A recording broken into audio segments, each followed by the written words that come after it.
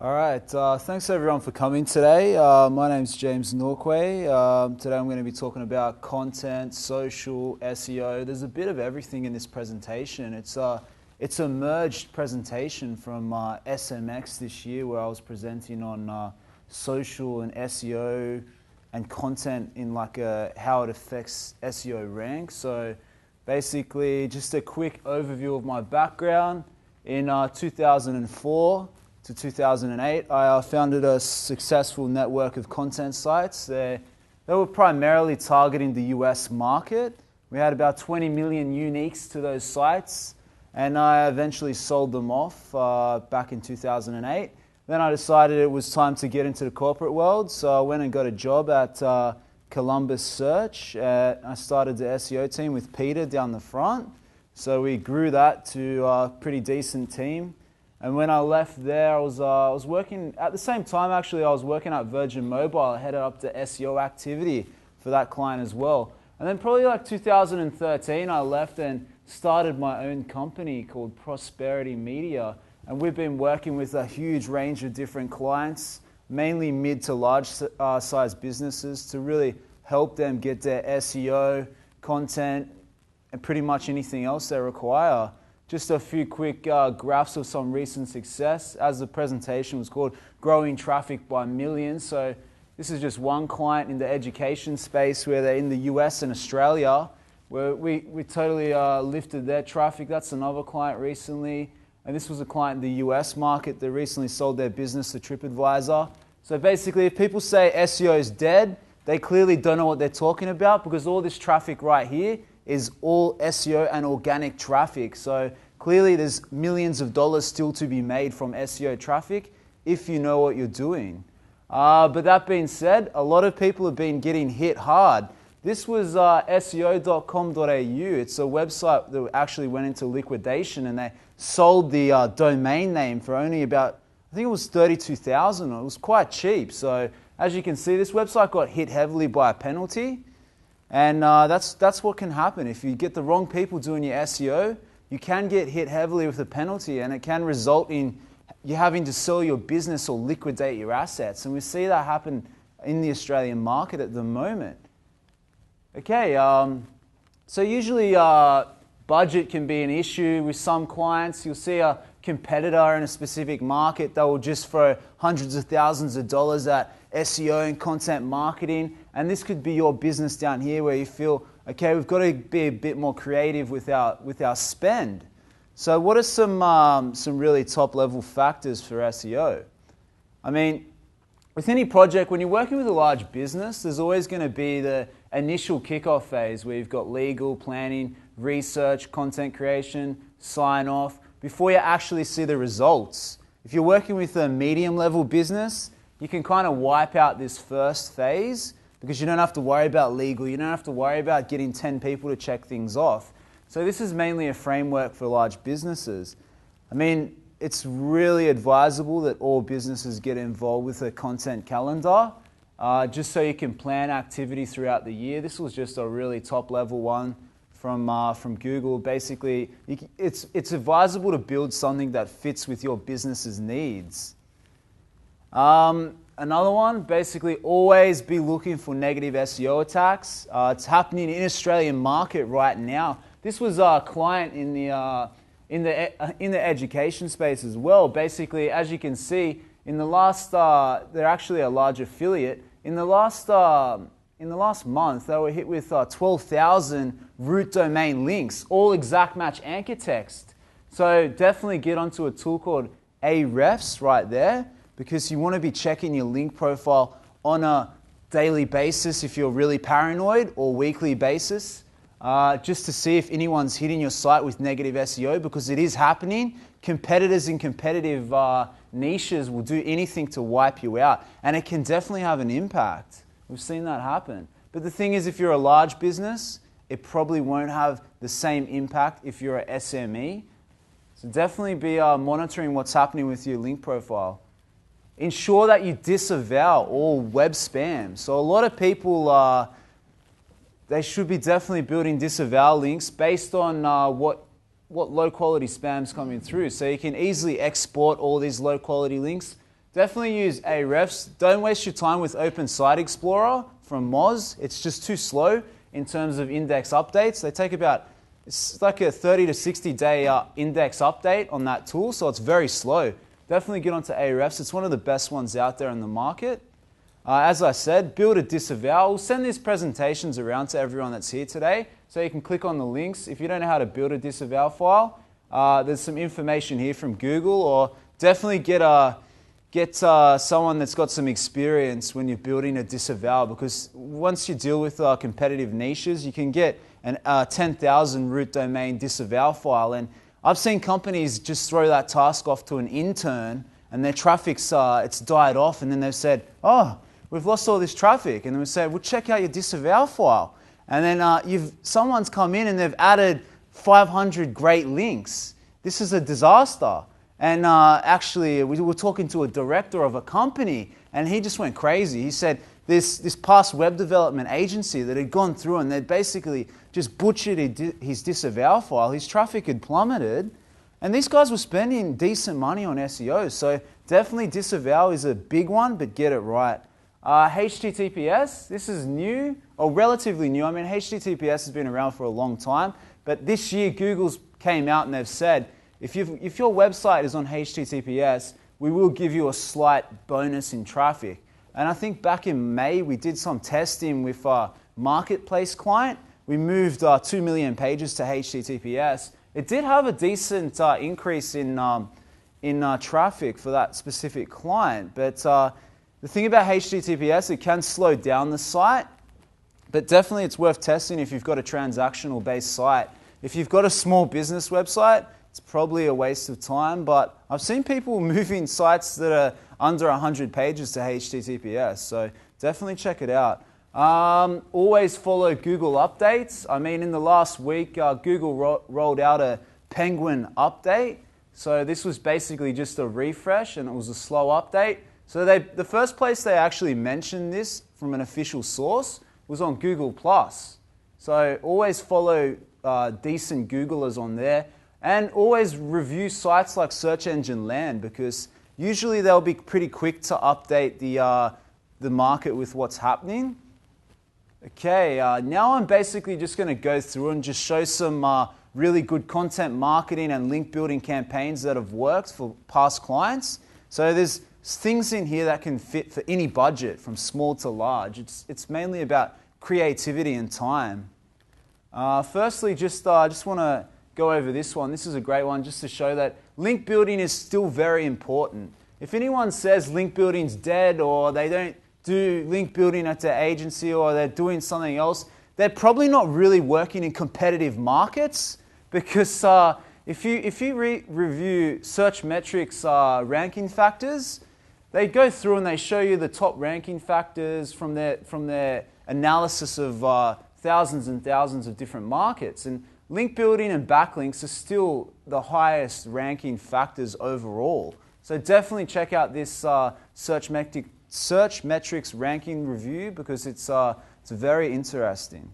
All right, now we're going to get into a couple of little strategies that have worked. So this was a strategy that we rolled out for just one of my own sites, actually, where we picked out 15 influencers from the market. So we basically went out and sourced out who are some people in the internet marketing space that have decent follower numbers, and we drew up a list in Excel. And we thought, oh, we'll send out something interesting to these guys just to build some links, build some brand mentions, etc., etc. This whole campaign only cost a couple of $100. So we went and got these USB bottle openers, and we sent them out to the 15 guys. And you'd be surprised how much traction a small campaign where just giving out some gifts can be. Like we had Cyrus from Moz, who did a massive write-up. We got a couple of links on from Brian Dean, Jason, Paddy Mugan, all these big guys in the space that were really happy to share the article. And the thing about that was it translated into some decent backlinks. As you can see, I think there was about 25 root domains. All these different sites that were authoritative sites in the market were linking back to this case study about how giving out gifts actually works. So this is something you can adapt to any industry. No matter what you're in, there's gifts you can give out. Cupcakes, USB bottle openers, bottles of wine. That's a tricky one because if people are non-drinkers, it can cause some concern. I saw a company in the Brisbane market actually sent out red wine to all of their customers, and it turned into a negative campaign because all these non-drinkers were on Twitter blowing up. So think about a gift that is neutral to everyone. This is another great idea. Basically a site called buzzsumo.com and follow a wonk. You can basically go on there and you can put in related keywords to your business. For example, we've got investment banking, and it will basically pull up influencers that have investment banking on their blog or on their Twitter profile for follow a wonk. And you can do some prospecting on who are some interesting people you can build content around. Definitely check out that tool. Interview someone really interesting. This was a great one we did actually of Andre up the back. I think, is he still here? But basically, we just did a quick interview with Andre. 10 questions about internet marketing, SEO, from someone that used to work in Matt Cutt's team. As you can see, it did quite well from social shares. Everyone was sharing it in the industry just due to the fact that not many people get interviewed from Matt Cutt's team, and I think it's lucky that we have Andre to speak today as well. So not something that you see a lot in in the global market. As you can see, the campaign actually, it built 679 links from different websites to that specific interview. So interviews are something that you can adapt to any market. I saw a real estate portal do a top 40 real estate agents talk on this specific change in the market. So that's definitely something that you can adapt to any market where you interview someone interesting. Interviewing, as you can see, the interview, it drove 15,000 uniques to the website. So definitely something that was quite interesting. All right, now I'm just going to go through some other random bits and pieces of content that have worked over the past or that have worked from people in the market. So quizzes, this is a cool one that you could do if your brand's a bit more risque. You can easily adapt this to any market where you build a quiz and you implement social sharing on the quiz, because you really want people to share your quiz results and ensure that it goes viral through Google or any other portal online. Widgets, this is another really good one. Basically building a widget for anything pretty much. When's Halloween countdowns, any relevant thing that's related to your business, you can actually build a calendar or widget around it and get it to be shared with the market. But I mean, watch your anchor text on widgets, because a lot of people have been hit in the past because they'll build a widget and they'll basically use a generic anchor text, and Google's not very fond of that. Definitely use branded, or if you're really worried, just make it no follow. But that's definitely something to think about as well. Competitions, they definitely work well. Just think of anything you can give away as a competition for your business and build some content around that and get people interested in the space, because it definitely does work. A quick question about comps, just because Yep. I know that these are growing in popularity online, whereas there are like terms and conditions and government bodies that control that. Do you Yep. know much about how much the government could crack down on the competition that you haven't got a permit for? Yeah, well, that's the thing. Like, there's a lot of guidelines. Like, I know Facebook, they're always tweaking the guidelines on how you run Facebook competitions, because in the past, people would have these competitions where you have to go on Facebook and you have to reshare it to kind of enter into the competition. And Facebook cranked down on that because basically everyone was getting spammed just from competitions. Actually, I saw some really reputable brands running competitions, and I emailed them and I said, do you know you're breaking the terms and conditions on Facebook through this competition? And then you get a reply from a social media manager who you can see sweating because he's like, the boss doesn't know that, like, I thought it was all right. And then you're like, we should read the guidelines from Facebook. So I think you really need to look into the guidelines for competitions. It's definitely, if you're a bigger brand, as Luke said, talk to your in-house legal team. If you're a decent brand, they probably have some in-house legal people that can really work around how to form the competition and have your terms and conditions and things like that. When I used to work at Virgin Mobile, they had a legal guy in-house, and any competition that they ran, they had like a 20-page legal contract to go with it, just because it can get into a lot of drama. And they had a competition where it was people can go around the city and find bikes, and you really have to have bulletproof terms and conditions. That's my advice. Free stock photo galleries. This is something that we've tested for a few different brands, like in the finance space even. We had a guy that owned an affiliate site in the finance space, and he wanted to get some interesting links. So basically they went around and took photos of all different financial style buildings in the city and things like that. And they made the photos free, but you had to give accreditation to the site. So this is something interesting that you can definitely try, and it does work, because people are always looking for high quality stock photos, so it's worth a shot. Awards, this is something that's an age-old tactic, and it still does work, because if you've got any type of award that you can give out, like if you're a portal and you've got plumbers on there, you could say the top 10 plumbers in the specific site and things like that. People love sharing those awards, and it's easy branding. But the thing is, as I said earlier, what's your anchor text distribution?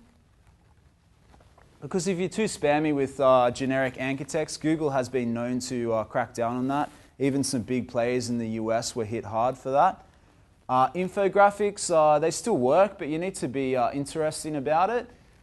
This was an example of one we did for a college. Basically, we asked, what are your 10 most annoying things in the gym? We're going to turn it into an infographic. And then basically we built that, and then from their Facebook followers, we built the piece of content.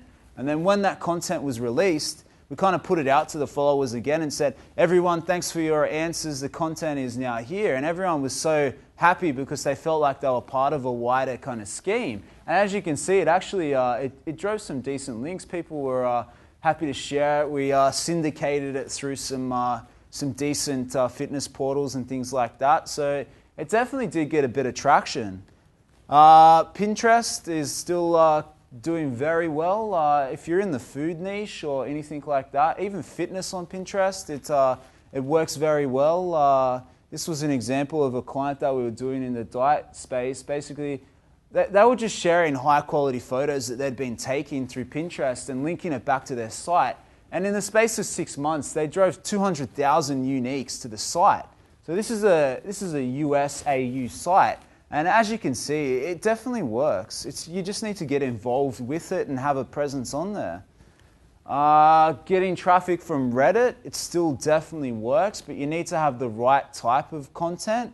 People and brands are quick to get onto Reddit and think they've shared something that's interesting, but it's quite a dangerous space, because you can get shut down on there very quickly if anything's too promotional or it doesn't fit in with the Reddit community. So we built some technical content around basically like Microsoft entrance tests and things like that. What type of job interviews can you expect?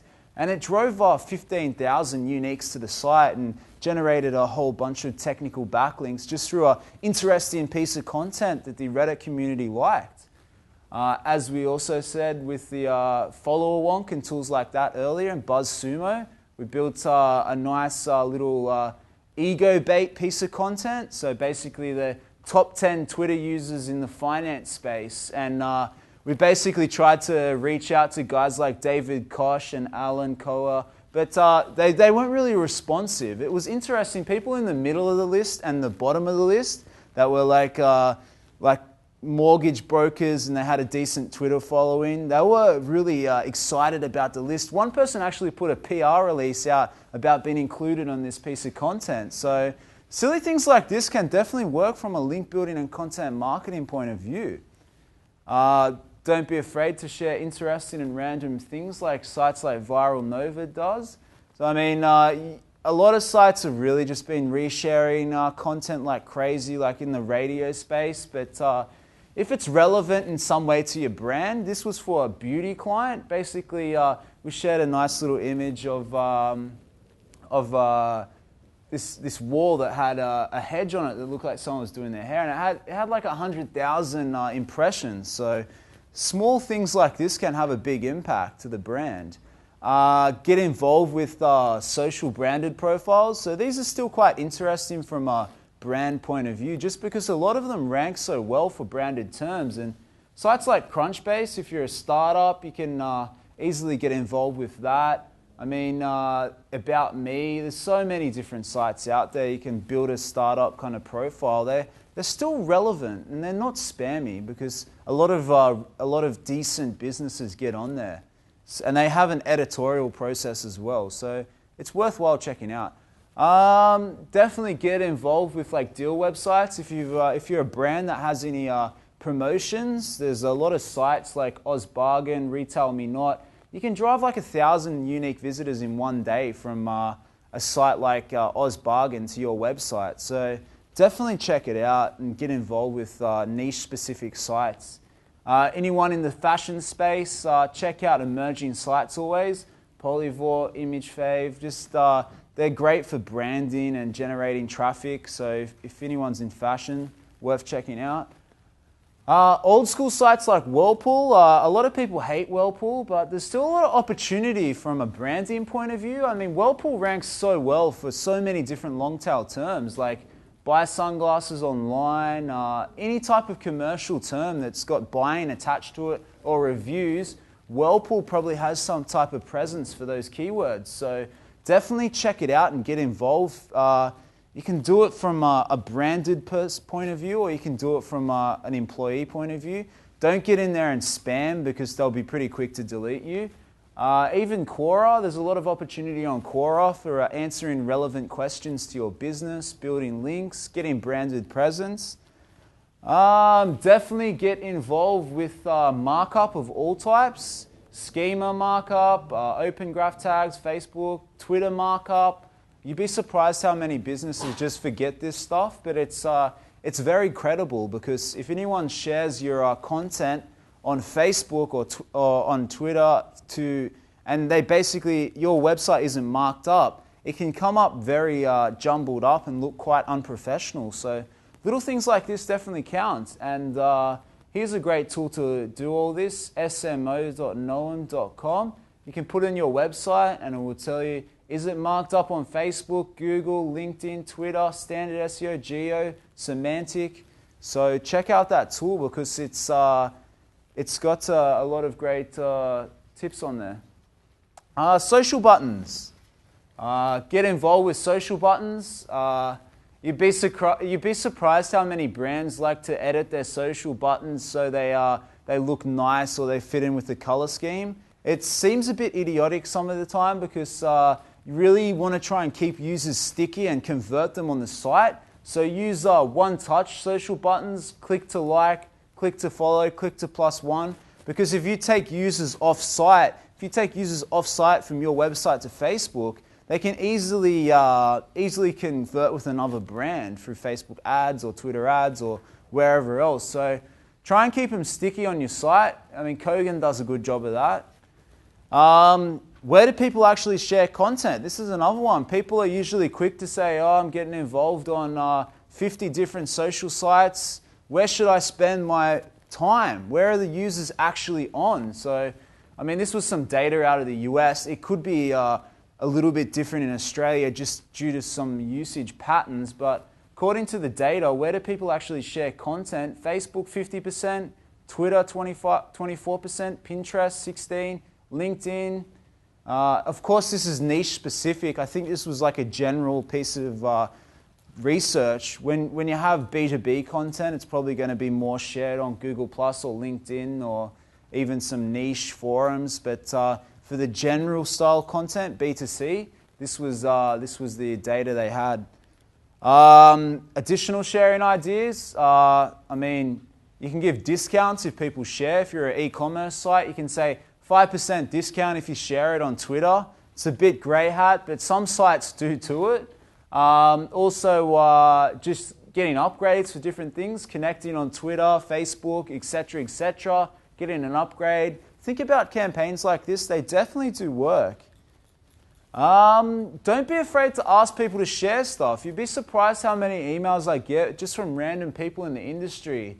Like here's Matt Barbie, he said, hey guys, can you share this article, blah, blah, blah. If you draw up a list of industry-specific people and you share your content out with them, it definitely is an easy way to seed content quickly. Even Larry's jumped in there. Larry Kim, the founder of WordStream, shot me an email and wanted me to share something about content marketing. So don't be afraid to ask people to share things because it can definitely work. And all it takes is an email. It takes a matter of seconds. You can seed something very quickly. So if you build up a niche-specific relevant list, it definitely works. Always link your products in YouTube's descriptions. So many brands, here's Telstra, they've just forgotten here to link to a product-specific landing page. It's easy stuff. When I worked at Virgin Mobile, the first thing I said was, let's look at the YouTube channel. We have all these hundreds of thousands of views and not one thing was linked back to the site. And it's easy wins and easy traffic. I mean, it's no follow, but it's still great for traffic. And Google say that they do count no follow in search rankings now as a small percentage. In that search metric review earlier, they actually have a section for no follow links. So don't totally discredit them. BuzzFeed, I mean, even Combank's getting on there now, so definitely get on there. They have branded profiles you can actually get out and build some content around. The thing is, a lot of brands, they build content, but it's things that aren't really that interesting. So you really need to think about building content that is interesting on these sites. And these sites are looking for ways to monetize, so they're happy for brands to get on there and build content. Don't just leave it to BuzzFeed. I saw an Australian brand actually put content on sites like Viral Nova. So there's a whole second tier of viral sites under BuzzFeed that want brands to get involved with them as well. So check it out. This was a great example from a company in the US called Sear. They basically, it was a piece of content where it said, how do these companies make money? So anything from Facebook, you click on the little circle and it pops up and it says, these are the ways they make money. So it was a cool little piece of content for all the companies, showing how they make money and if they're profitable. And it had 2,500 links to this from all different startup sites, news sites, everyone. It was just crazy. This was another really cool one that I liked in the diet space. Oh, actually, it was in the energy space, sorry.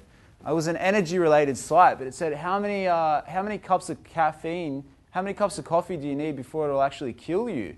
So you put in your weight, and then it will tell you, like, you will have 150 cups before you die. Things like this, people, you'd be surprised. People love sharing this type of stuff.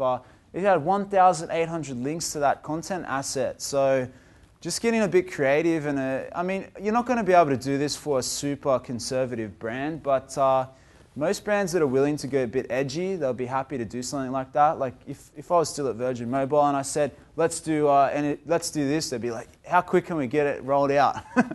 So yeah.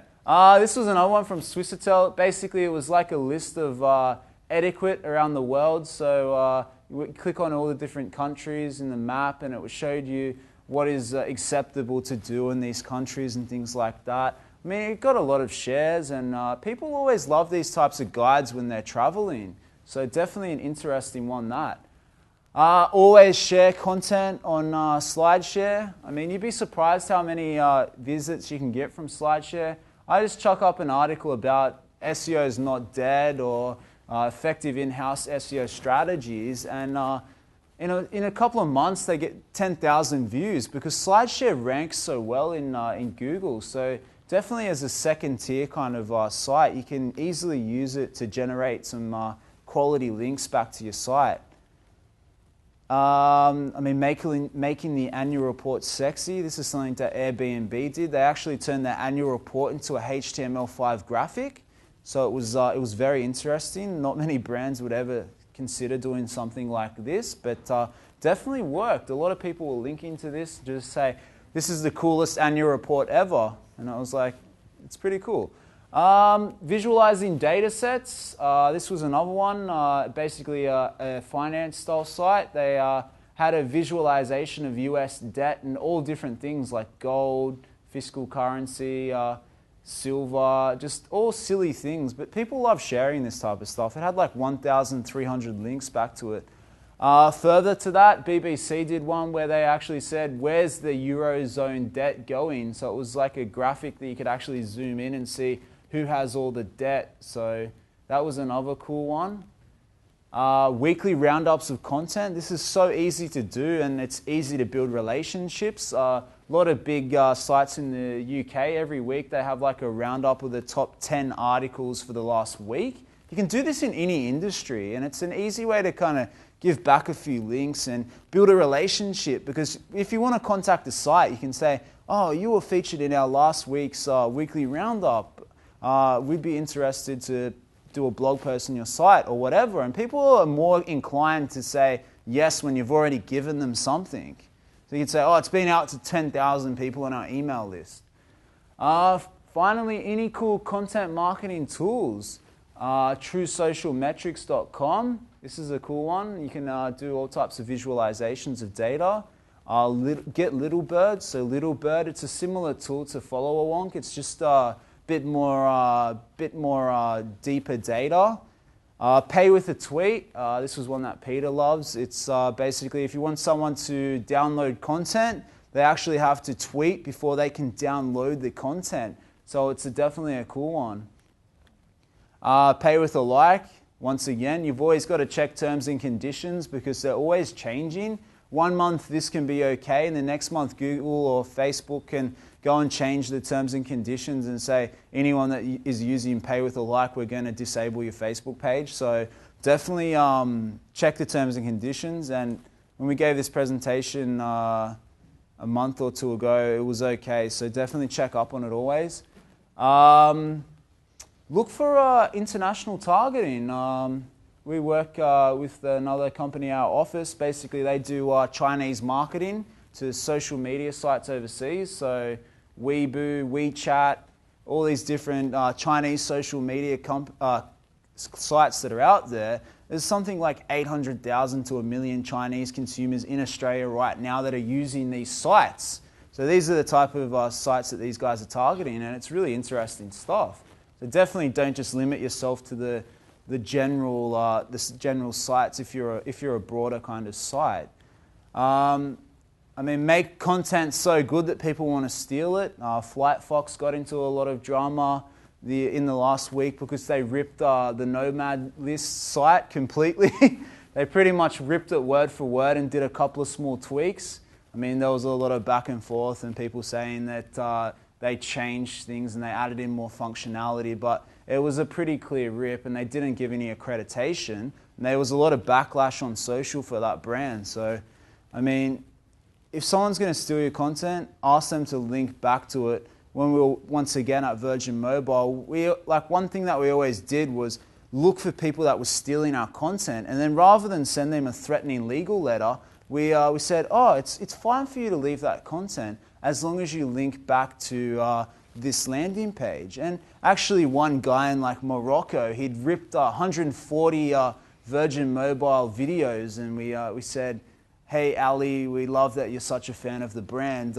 Could you potentially go through and give us accreditation on all these videos? And he actually went through and edited 140 videos to give accreditation. We actually sent him a gift in the mail. So things like that, you can turn someone that's stealing your content into a brand advocate.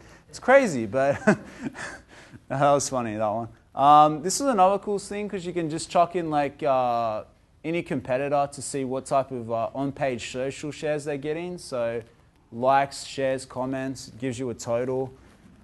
Additional content promotion ideas, just some final ones. There's so many sites like BuzzFeed out there that you can get involved with content and check out things. Always make sure that your content's shareable. I love it when I see a brand that rolls out a new infographic and they don't have an embedded box on it. They don't have social media buttons to share it, and they're like, it's going to go viral. And you're like, yeah, it's going there, that's sure. Always, outreach to...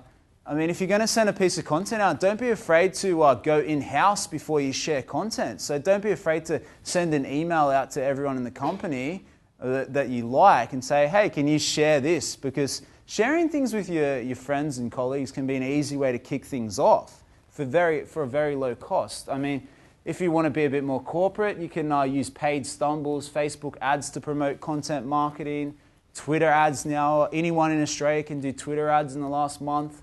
Google AdWords even to promote content. Don't be afraid to use sites like Outbrain, Taboola. There's so many syndication sites out there now. They're really willing to give it a crack.